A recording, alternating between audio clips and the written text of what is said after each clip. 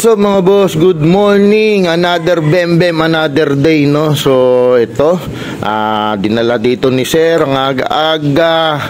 So si Sir ay morning person. Bali ngayon, dinala ni Sir dito yung kanyang unit para ipa-upgrade, no?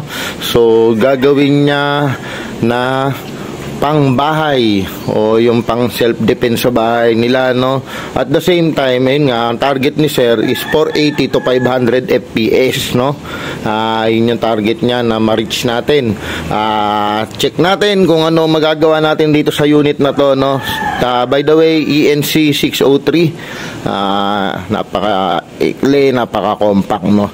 So yun, tingnan natin ano magagawa natin, mga boss. And we are back, mga boss, no? Ngayon, yan, upgraded na siya, no?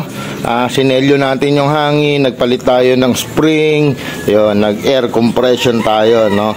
So, check natin kung na-reach ba natin yung gustong mangyari ni bossing, no? So, chrono tayo sa 0.20, katirikan ng araw, no? Alas 9 ng umaga ngayon. Tingnan natin kung kita. Ayan, gawa ng Savage, another masakit na unit, firing. Boom, 512.